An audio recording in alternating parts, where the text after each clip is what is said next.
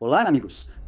Continuam surgindo vídeos do ataque de 18 de junho à refinaria de petróleo de Moscou.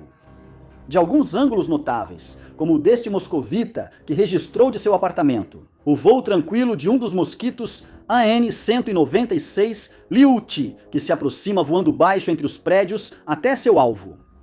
Evidentemente, essa estratégia torna o trabalho das baterias antiaéreas da Horda ainda mais difícil.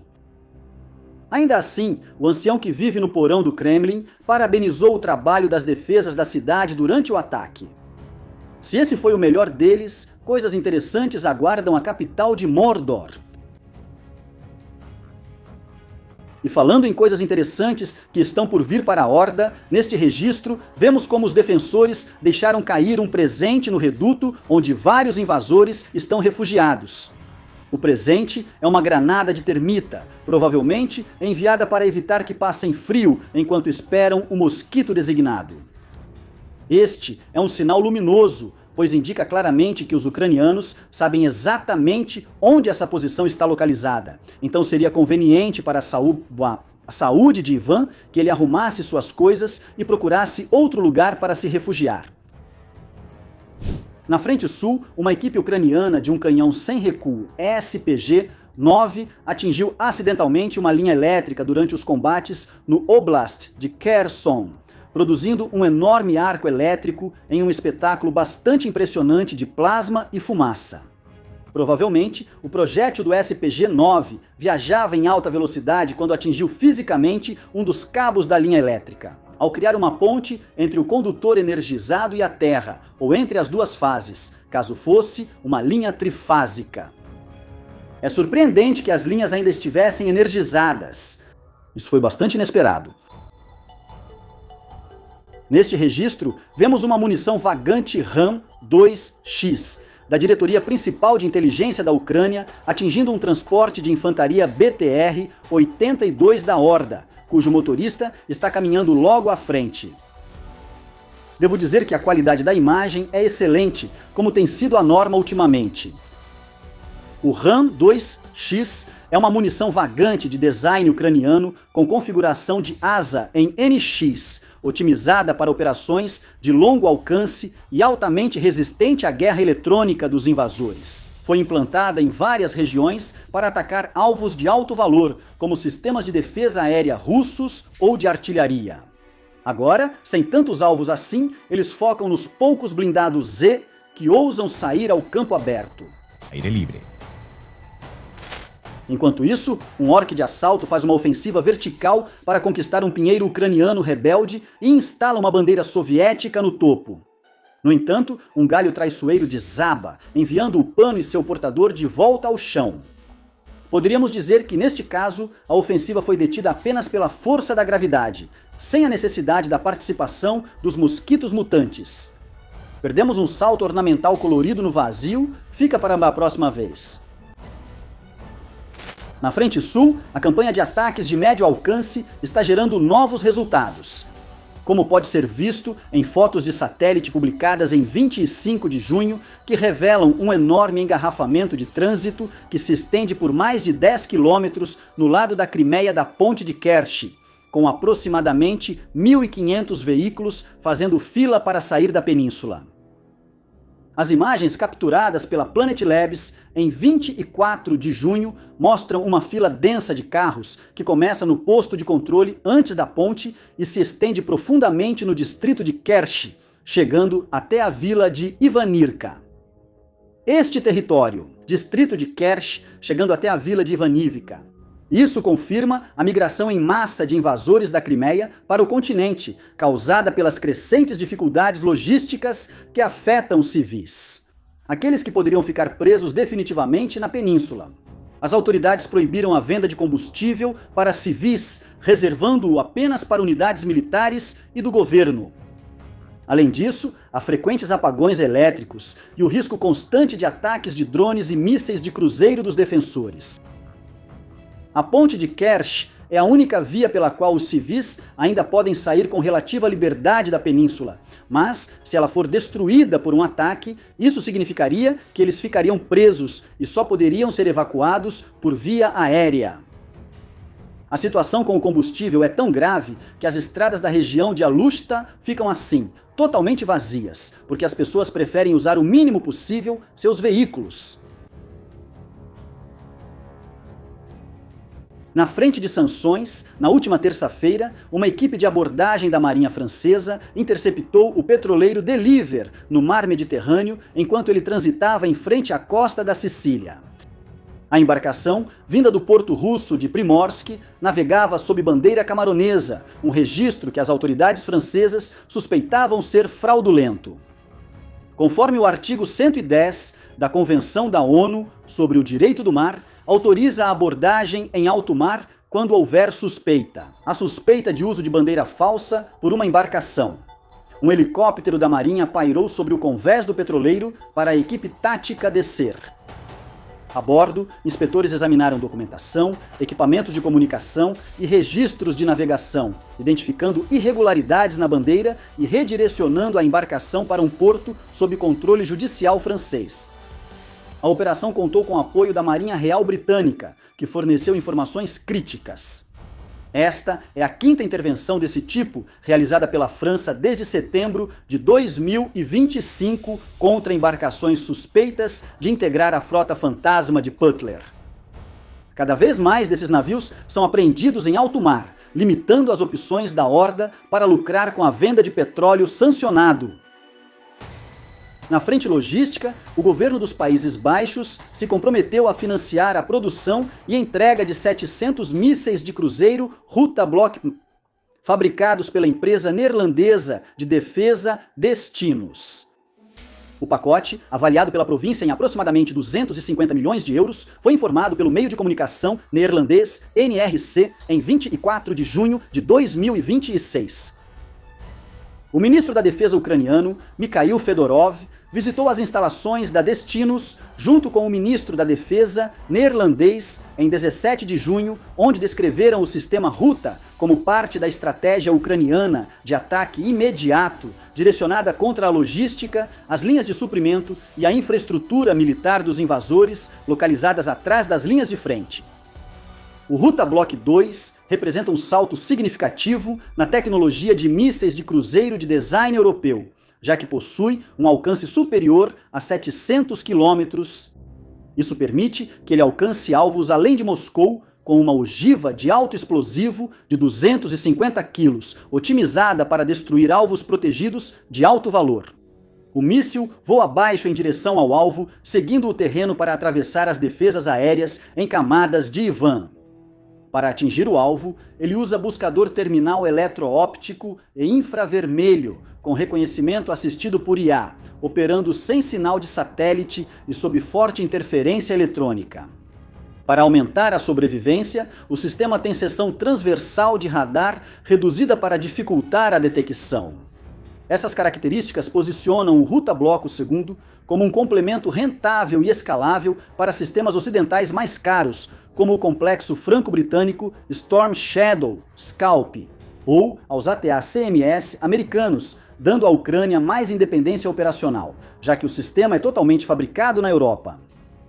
Isso fica ainda mais evidente se considerarmos que a mesma empresa fabrica o motor turbojato T-150, que impulsiona tanto os sistemas Ruta Bloco I, que é a variante de menor alcance, quanto os Bloco 2. Para finalizar, um soldado ucraniano nos mostra por cuja liberdade ele está lutando. Todo sacrifício é válido para evitar que o Ruski Mir o alcance.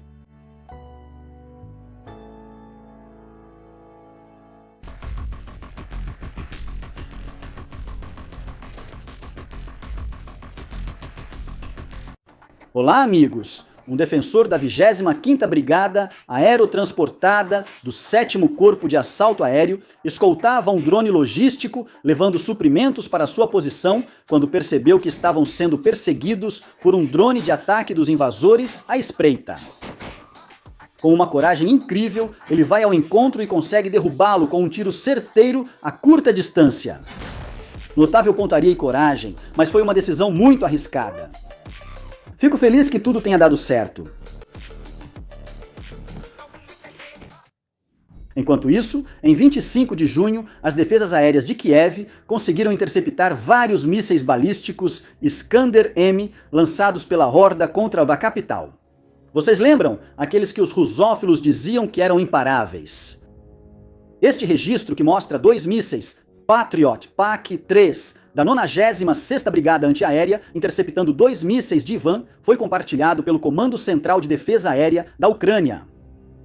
Desde a implantação do sistema Patriot, as defesas aéreas interceptaram mais de 140 mísseis balísticos russos, mostrando grande habilidade sob pressão. Há poucos dias, o presidente Zelensky solicitou novamente aos Estados Unidos uma licença para produzir esses sistemas localmente, ao que Trump se mostrou pelo menos receptivo. Vamos ver se eles conseguem chegar a um acordo nas próximas semanas. Os defensores inovaram e criaram uma nova classe de drones de ataque estratégico de alta velocidade, mais difíceis de interceptar. Os que já voam para o interior da federação, como mostra este Mordorita. Essa classe de drones são os MROC, que atingem velocidades superiores a 220 km por hora e carregam uma pequena carga explosiva de 30 quilos. Ao que parece, a tática é lançar ondas sucessivas de drones, onde os do tipo MROC vão primeiro, forçando as defesas a agir e gastar seus mísseis. Assim, abrem espaço para drones de ataque estratégico Lyuti, mais pesados e lentos, que transportam uma ogiva mais pesada. O ataque combinado ficou evidente na incursão à refinaria de Moscou, mostrando-se muito eficaz. Obrigado, o vídeo é emocionante. Nele, um soldado ucraniano nos diz: se você ainda não sabe, a vida é maravilhosa, acredite em mim. A vida é muito bonita, valorize-a. Não a desperdice por nada, porque a qualquer momento ela pode acabar. Tudo isso enquanto deixavam claro aos invasores: sigam o conselho deste defensor e aproveitem e valorizem a vida, amigos, pois é a única que temos. Na frente tecnológica, o drone terrestre pesado classe Protector já está operando em número significativo de 50 unidades na linha de frente. Desenvolvido pela Ukrainian Armor, o Protector é utilizado pela 429ª Brigada de Sistemas Não Tripulados, Achilles, para fazer entregas rápidas de muitos suprimentos essenciais às tropas nos setores mais perigosos do campo de batalha em uma única viagem. Segundo relatórios operacionais, o sistema resiste a drones de ataque russos e pisa em minas. E, mesmo assim, seguir operando para cumprir sua missão de entregar até 1 tonelada de suprimentos às posições mais expostas da linha de frente. O Protector é uma das maiores e mais avançadas plataformas robóticas terrestres da Ucrânia, alcançando 90 km por hora. É controlado por rádio com alcance de 15 km e pode usar Starlink para distâncias maiores. Quanto à proteção, possui pneus à prova de furos, que permitem continuar em movimento mesmo após sofrer danos, e também conta com proteção balística de padrão STANAG, nível 1. O veículo foi apresentado publicamente pela primeira vez em setembro de 2024.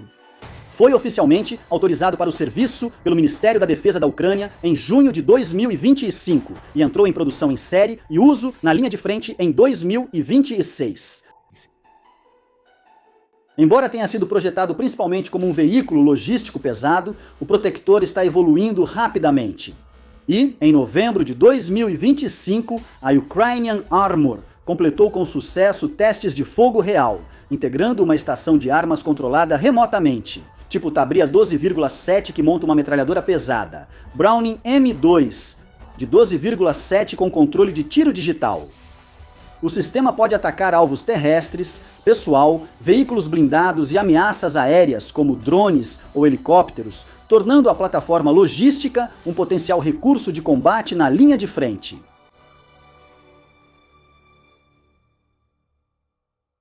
Esta também é uma boa notícia, já que caças-bombardeiros MiG-29 ucranianos atacaram com sucesso posições defensivas russas na linha de frente, utilizando pela primeira vez a bomba planadora de precisão de fabricação nacional Equalizador. Na gravação, é possível ver como duas dessas bombas planadoras caem com precisão sobre um par de posições protegidas dos invasores de forma sequencial, provocando explosões que não deixam muitas dúvidas quanto ao estado de saúde dos ocupantes. Desenvolvidas do zero em aproximadamente 17 meses pela DG Industry, com o apoio do cluster de tecnologia de defesa Break Brave One. O equalizador transforma bombas aéreas padrão não guiadas de 250 kg em munições planadoras de precisão. Segundo as informações apresentadas pelo fabricante na feira de defesa Eurosatori, elas têm um alcance de até 140 km se forem lançadas de 10 mil metros. Seu sistema de guiagem usa algoritmos de inteligência artificial, tornando-as imunes à interferência eletrônica dos invasores e operando dia e noite em qualquer clima. Se parte dessas especificações funcionar e as bombas entrarem em produção, os ucranianos poderão bombardear em massa em breve as posições da linha de frente da horda, além de serem capazes de atingir os centros logísticos e de controle da horda, a mais de 100 km do lançamento, permitindo que aviões ucranianos evitem caças russos avançados. Na frente aérea, possivelmente ligado à notícia anterior, o ministro da Defesa ucraniano, Mikhail Fomenko, anunciou hoje a assinatura do contrato com a Suécia para a aquisição de 16 caças Gripen Echo de última geração. O acordo também prevê a transferência de 16 aviões Gripen Charlie e Delta, sem custo, como ajuda militar, que serão entregues no início de 2027. A Ucrânia destinou aproximadamente 2,5 bilhões de euros provenientes dos fundos entregues pela União Europeia para financiar a compra, cujos aviões serão entregues no primeiro semestre do ano de 2029. Para acelerar a chegada dos Gripen doados, pilotos e pessoal técnico ucranianos já estão recebendo treinamento na Suécia e no Reino Unido, em coordenação com a empresa Saab. Essa estrutura gradual proporciona à Ucrânia capacidade operacional em curto prazo, com uma frota moderna que pela primeira vez contará com o míssil RRMBDA Meteor de longo alcance, que tem um alcance efetivo de 100 km. Assim, o Gripen afastará os caças-bombardeiros russos Su-34 da linha de frente, dificultando o lançamento das bombas planadoras ASCAB.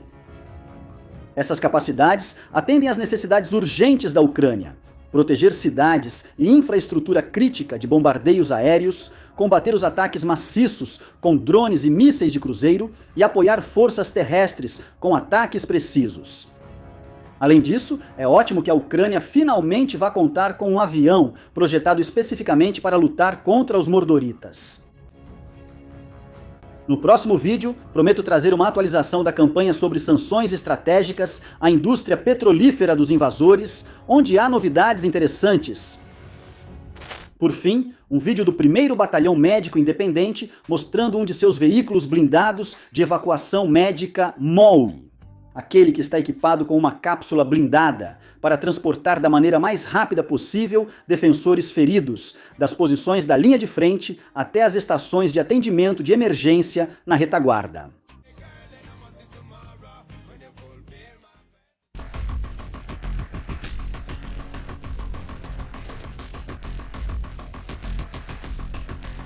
Olá, amigos, isso é interessante.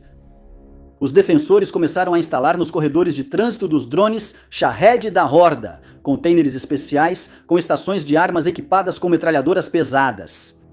Essas torretas pertencem à família Sky Sentinel, que foram desenvolvidas na Ucrânia e que normalmente estão equipadas com uma metralhadora M2, Browning calibre .50 ou equivalente, que conseguem interceptar munições kamikaze Shahed, drones de reconhecimento e mísseis de cruzeiro em baixa altitude. Esses sistemas podem ser operados remotamente com sinal de vídeo em tempo real e controles de videogame. Em cada estação opera um agente de inteligência artificial que se encarrega da detecção, acompanhamento e cálculo de tiro, com base nas condições locais, como vento ou temperatura, que são medidos por sensores montados na torreta. Versões avançadas desse sistema operam de forma autônoma e só requerem confirmação humana para disparar. A unidade pode ser instalada em reboques para mobilidade ou em torres elevadas, garantindo proteção de 360 graus. O custo por unidade é de $150 mil, ou seja, são muito mais econômicas do que um míssil antiaéreo normal.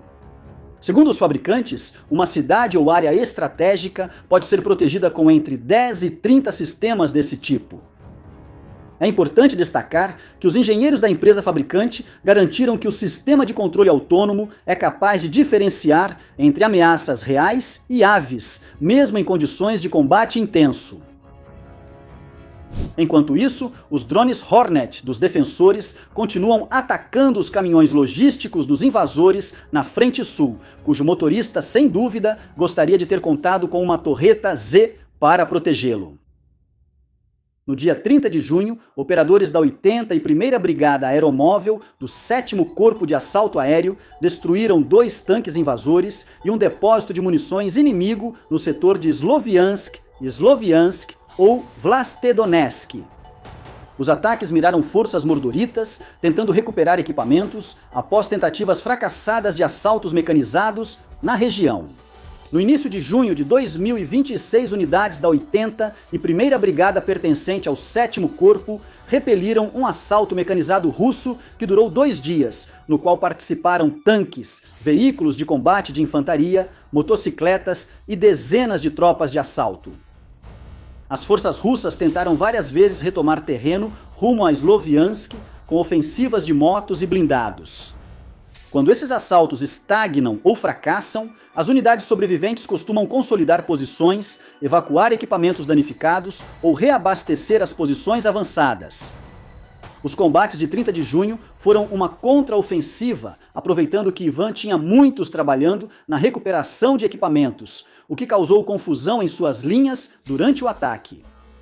Essa estratégia transformou um sucesso defensivo em chance de eliminar equipes russas de engenheiros de combate e destruir tanques que tentavam recuperar.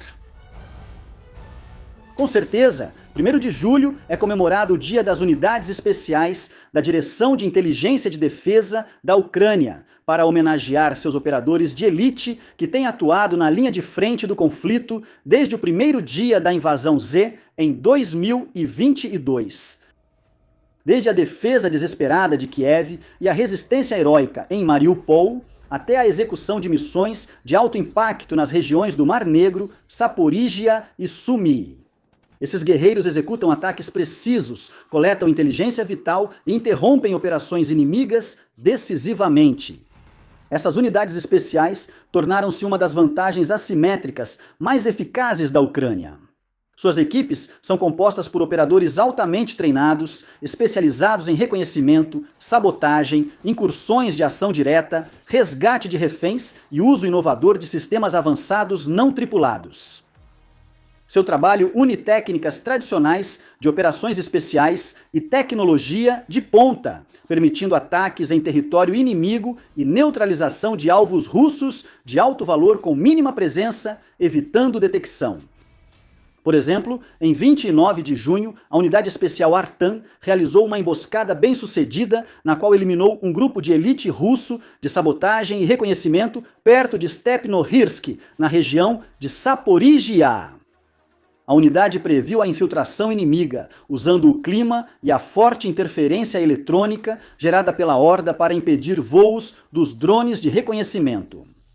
Prepararam o terreno para atrair os invasores a uma zona de ataque, onde os desmilitarizaram sem baixas ucranianas. Com a guerra entrando no 5º ano, as unidades especiais da Direção de Inteligência Ucraniana se adaptaram aos campos de batalha cheios de drones e à guerra de desgaste. Sua abordagem baseada em inteligência permite que as forças ucranianas atuem com mais eficácia, impondo custos desproporcionais ao pessoal, equipamento e moral russos. Seus sacrifícios e sucessos constituem um exemplo de como equipes de elite, combinadas com inovação tecnológica, podem se impor a um agressor numericamente superior.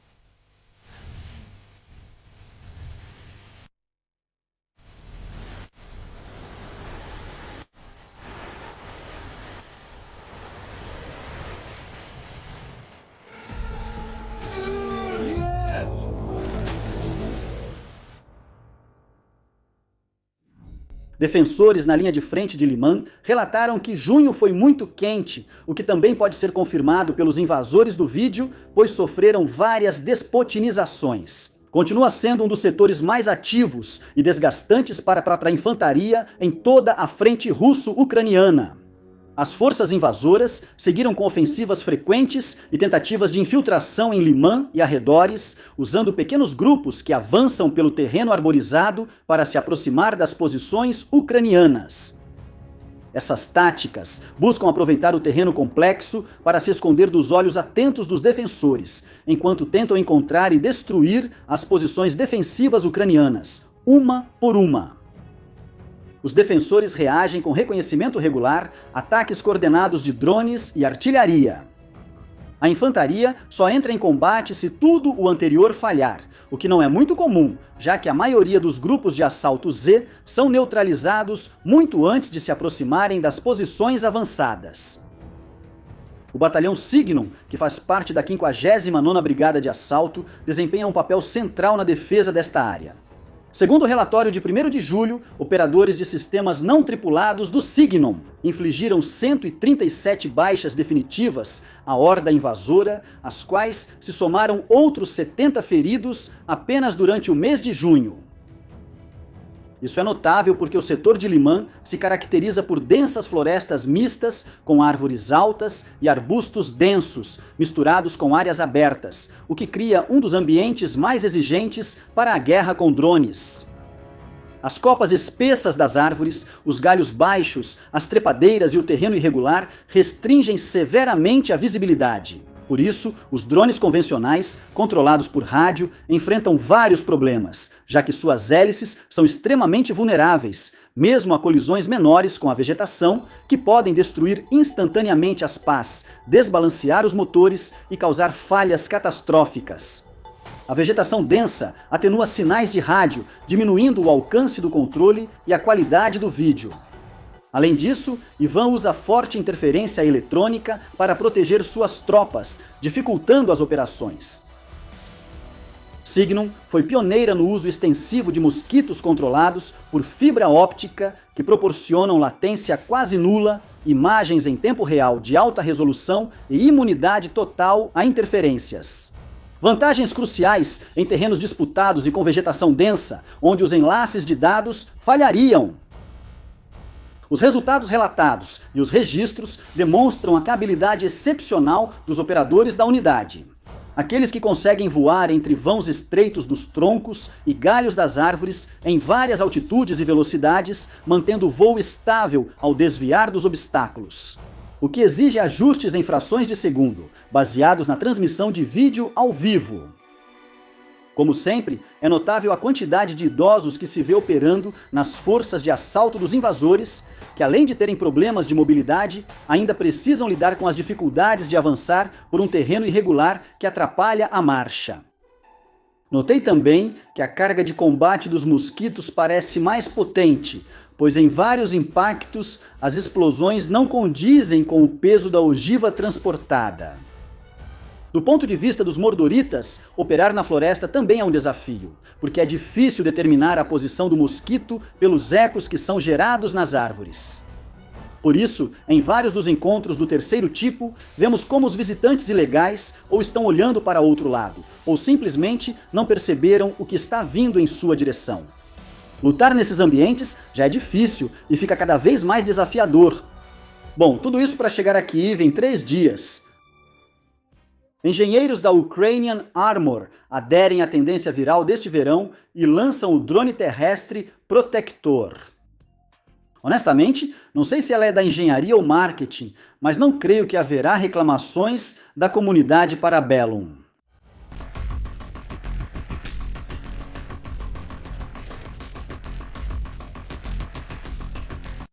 Olá, amigos! Neste registro vemos 2 mísseis de cruzeiro ucranianos, FP-5 Flamingo, voando a baixa altitude sobre Volgogrado, antes de atingirem a fábrica de defesa Titan Barricade, na noite de 27 de junho.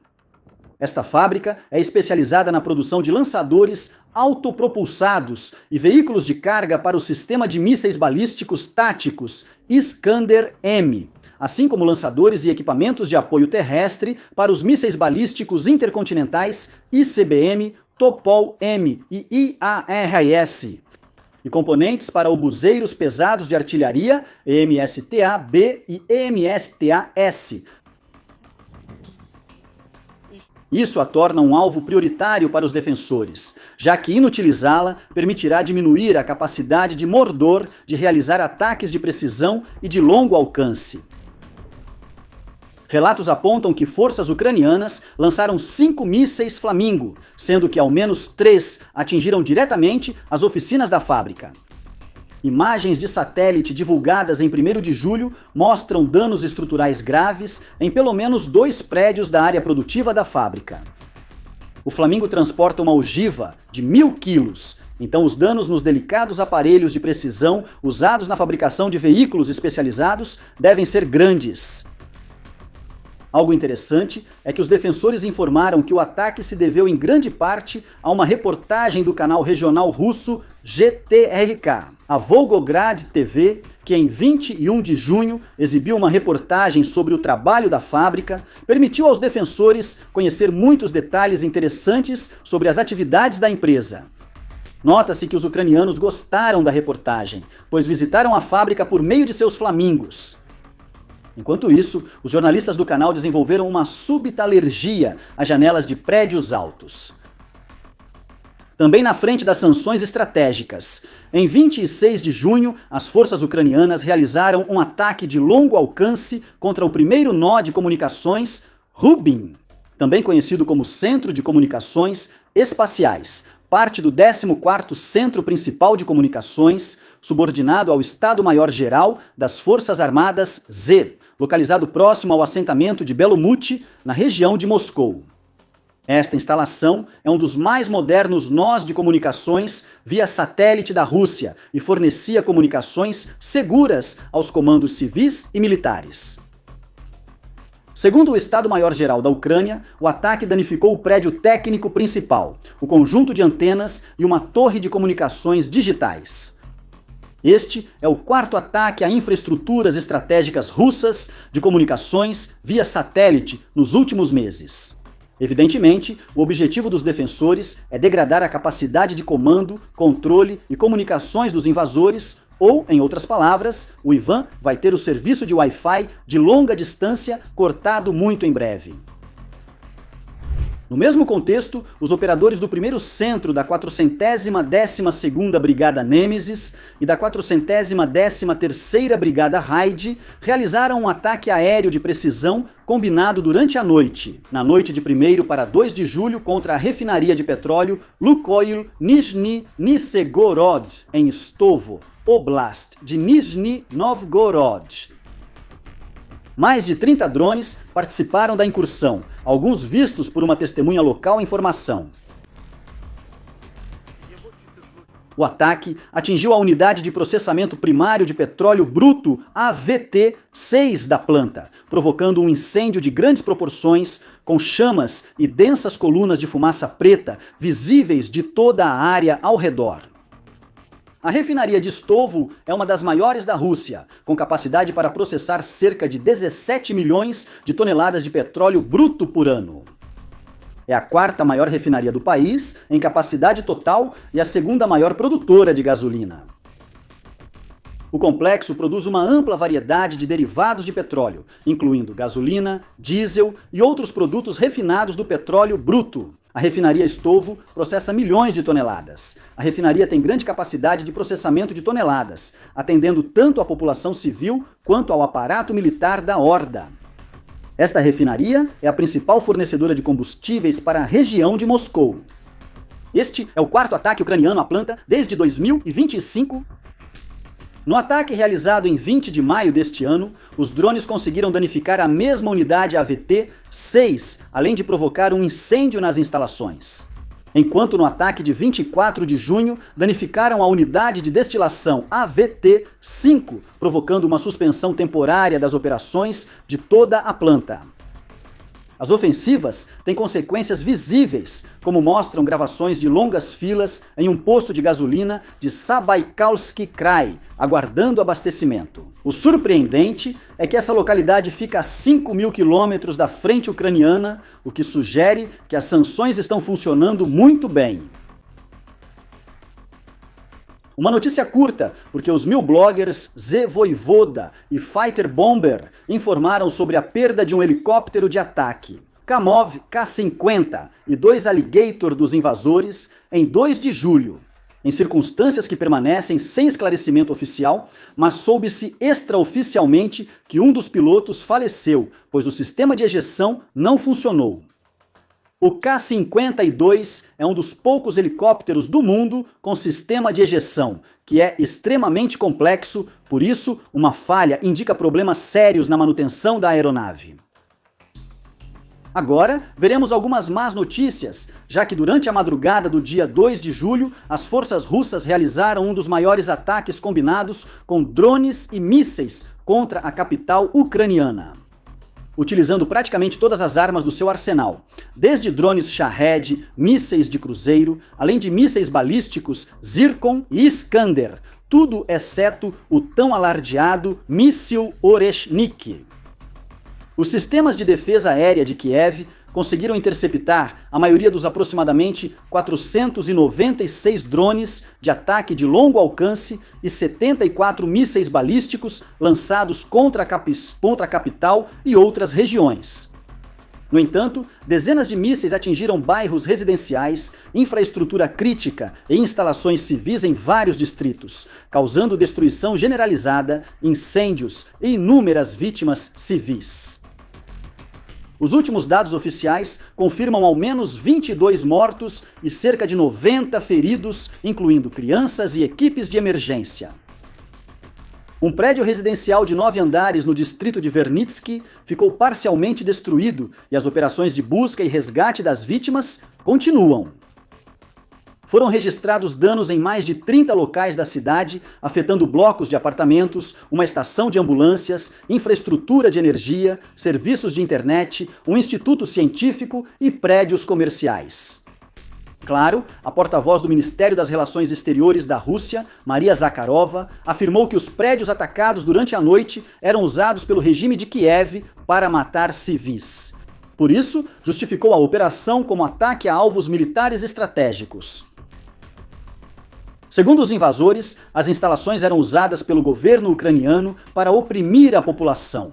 Estava o depósito central da editora ucraniana Bookchev, que ficou completamente destruído, perdendo aproximadamente 800 mil livros, fruto de anos de trabalho de autores, tradutores, editores, ilustradores e impressores. Outro prédio perigoso neutralizado pelos invasores, Z à noite, foi um centro logístico da Cruz Vermelha ucraniana, também completamente destruído, perdendo mais de 320 mil itens de ajuda humanitária, avaliados em 2 milhões de dólares, que incluíam geradores, suprimentos médicos e reservas estratégicas de emergência destinadas à resposta rápida a bombardeios, incêndios, evacuações e apoio a populações vulneráveis e instalações médicas. Segundo os invasores, tudo era perigoso. Outro prédio usado pelo governo ucraniano para prejudicar sua população também foi destruído pelos invasores. Era um centro esportivo na cidade de Zaporizhia, onde um grupo de nadadores estava treinando quando o prédio foi atingido por um drone, que fez o teto desabar sobre os atletas desavisados. 4 atletas ficaram feridos e pelo menos um estaria em estado grave. Os russos certamente vão justificar seu ataque, dizendo que ali estavam sendo preparados defensores para lançar um ataque anfíbio contra a Crimeia. Outro depósito afetado pelo ataque foi a empresa OK Wine, que, como o nome indica, distribui vinho para comércios varejistas por toda a Ucrânia. O motorista de um dos caminhões começou a mover o veículo na esperança de fazer cair os produtos em chamas e assim poder salvar o caminhão. No entanto, chegou a um ponto em que as chamas estavam fora de controle, então ele teve que desistir e abandonar o veículo para se salvar. Ainda há povos que mostram respeito à cultura, como os oficiais da Agência de Cooperação Internacional do Japão, que receberam uma delegação ucraniana usando trajes tradicionais ucranianos para que se sentissem em casa. Obrigado aos japoneses pela lição de cortesia e empatia.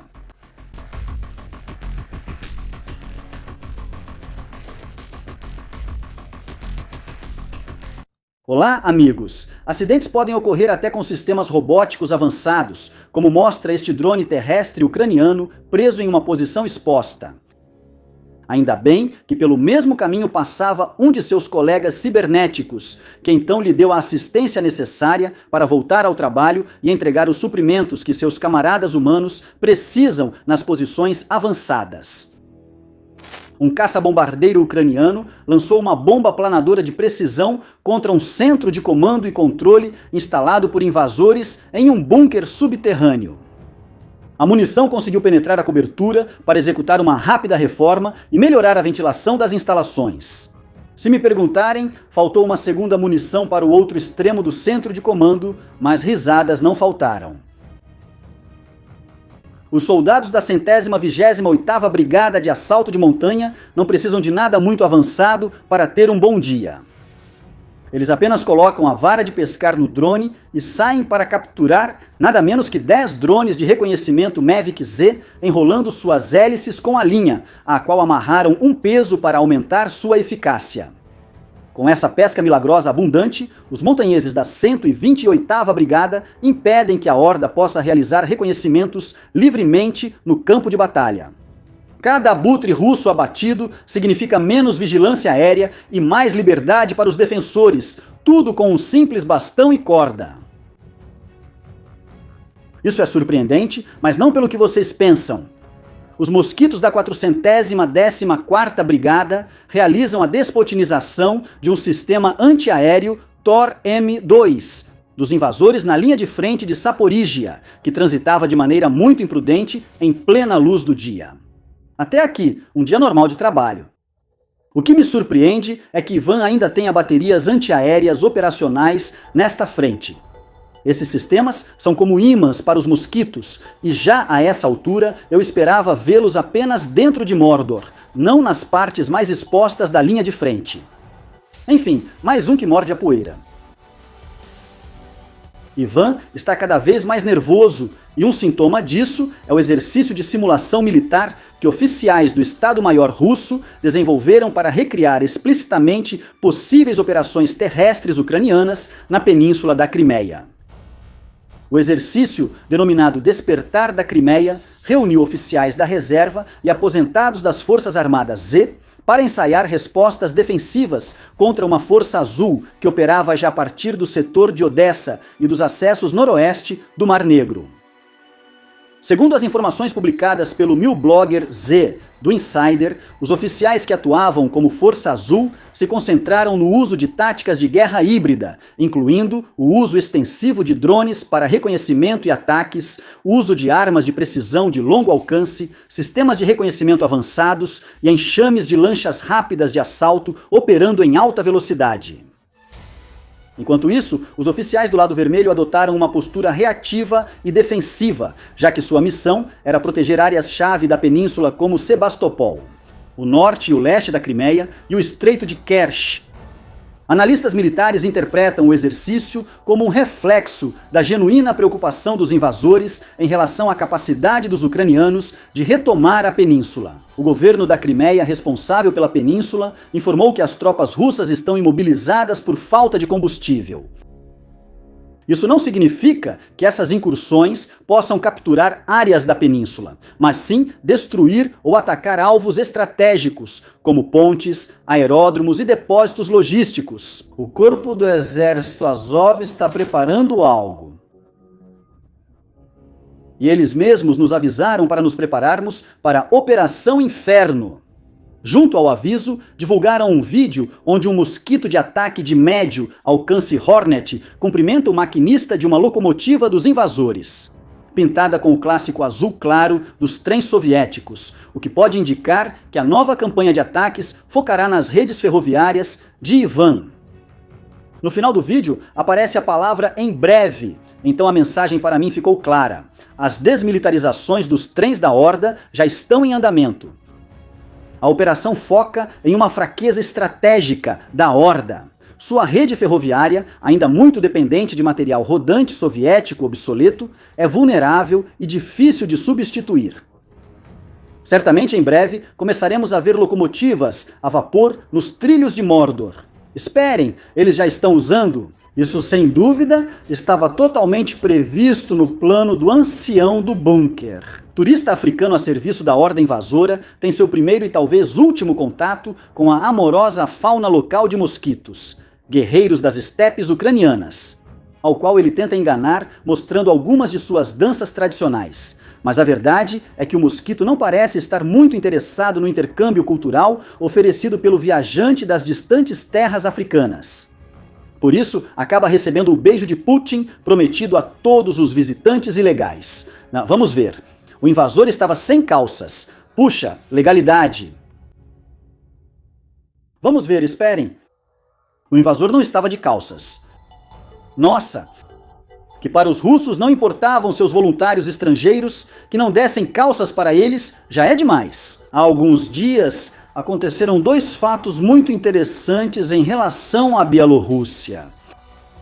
O primeiro aconteceu em 19 de junho, quando, por meio de um ultimato, o presidente Zelensky leu a carta da Horda ferroviária, que enfoca extremamente na fraqueza da Horda ferroviária em material rodante obsoleto, extremamente uma horda, já que desativaria as torres em grande medida da operação, que enfoca extremamente na fraqueza estratégica da Horda, já que eram usadas por eles para a rede ferroviária, material rodante obsoleto, é muito, e a Horda, que sua ferroviária, que em grande medida é extremamente difícil de substituir. Ferroviária concentrada na Horda, pois é difícil substituir material obsoleto. Não foi necessário esperar tanto, já que em apenas 3 dias todas as torres haviam sido desmontadas pelos bielorrussos, o que foi confirmado pelas unidades de guerra eletrônica da Guarda Nacional da Ucrânia, e o efeito foi imediato, com acentuada redução da atividade dos drones da Horda na fronteira bielorrussa.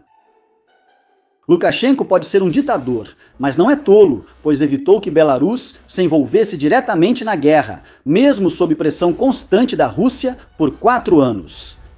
Ele não faz isso apenas por um espírito pacifista, mas porque sabe que se Belarus se envolver, seria o fim tanto de Belarus quanto dele mesmo, pois ou seria absorvido pela Rússia ou compartilharia seu destino quando Mordor for derrotado. Essa decisão desagradou ao chefe do Kremlin, que o chamou para 3 dias de negociações a portas fechadas. Depois disso, Lukashenko não voltou para Minsk, mas foi direto para a China em busca de apoio, já que é o único país que pode atuar como contrapeso político diante de Moscou e evitar que Putin continue tentando forçar a participação de Belarus na guerra. Lukashenko parece ter percebido que, em uma guerra direta contra a Ucrânia, Belarus seria extremamente vulnerável, já que não possui nenhuma fração das capacidades dos defensores, os quais poderiam destruir suas refinarias de petróleo e outras instalações vitais em poucos dias. Mudando de assunto, na frente logística, as Forças Armadas da Ucrânia receberam 10 aviões de treinamento leve Alto-NG.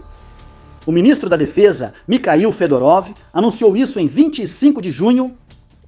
5 aeronaves foram fornecidas diretamente pelo governo tcheco através da Coalizão Europeia de Apoio à Ucrânia, e outras 5 unidades foram financiadas pelos fantásticos doadores tchecos através da Fundação Darek pro Putina, que significa literalmente um presente para Putin.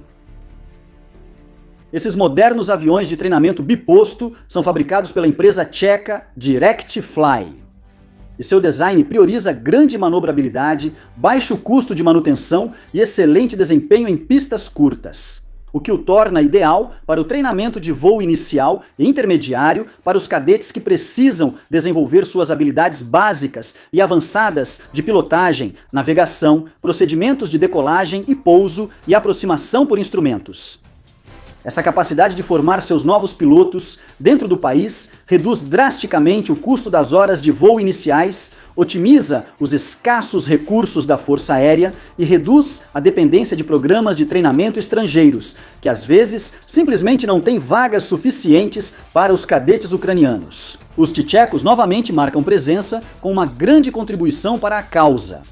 Se quiserem ver conteúdo adicional, deixem seu comentário.